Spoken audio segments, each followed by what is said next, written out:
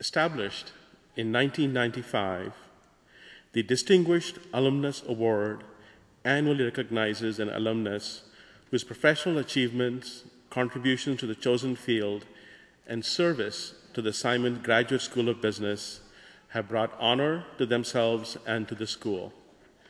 This year's Distinguished Alumnus Award goes to Michael P. Ryan, class of 1985. Throughout his distinguished career as a Wall Street executive, Michael Ryan has been a steadfast advisor, supporter, and volunteer for the Simon School. As the chief investment strategist for the world's leading financial firms, his stature as a market expert makes him a powerful role model for students and fellow alumni. Deftly balancing the demands of his profession with an unwavering devotion to his alma mater, he provides invaluable counsel and leadership through his service on the Simon School National Council and the Simon School Executive Advisory Committee. Deeply devoted to developing future leaders, he eagerly accepts opportunities to serve as a Simon ambassador and as an active member of the Simon CFA Advisory Group. A strong advocate for the Simon School and the University of Rochester, he completed his undergraduate work at the university in 1981. He has played a pivotal role in attracting high-caliber prospective students to Simon. His inspirational service and spirit of generosity reflect an extraordinary individual who brings honor to the Simon School. Michael is indeed a distinguished alumnus in whom we take great pride. It is therefore with great pleasure that the Simon School presents the 2011 Distinguished Alumnus Award to Michael P. Ryan.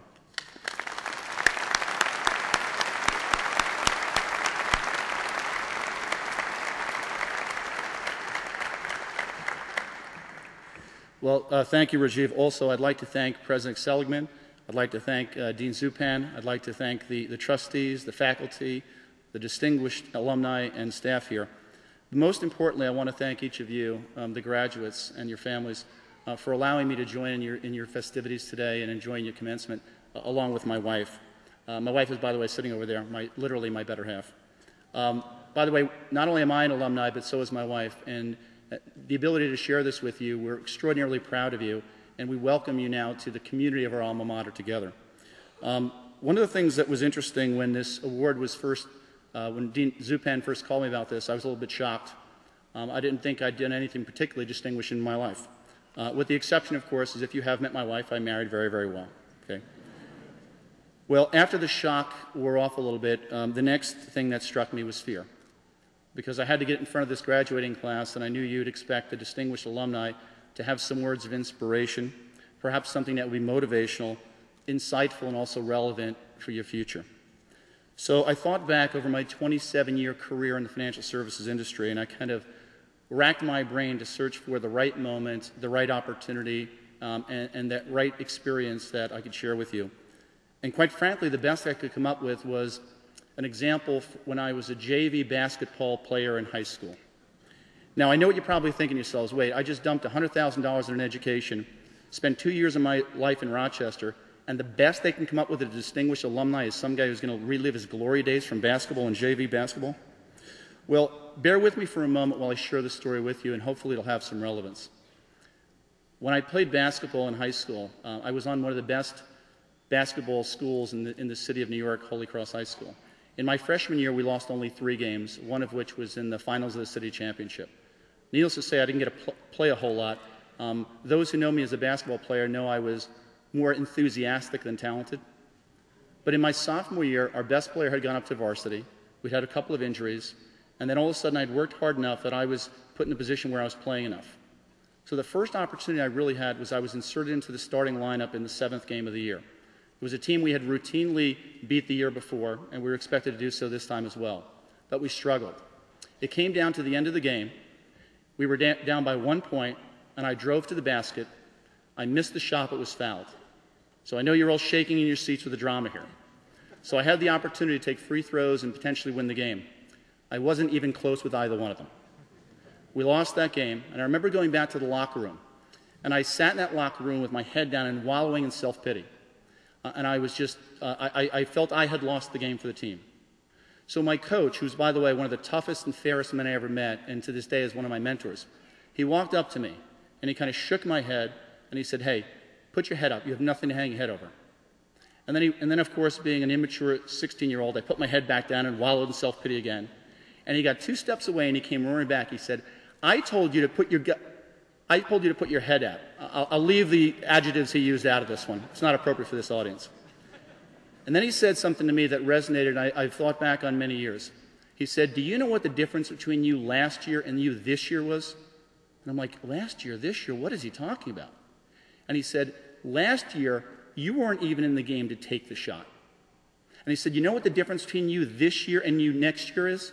He said, "Next year you will make the shot." And in that simple message, he delivered the following to me. He had shown me how far I had come and how much I had achieved, but how much still lay ahead of me. He also showed me that you can learn more from adversity and failure than you can from success. If I had hit those shots, perhaps I would have been content.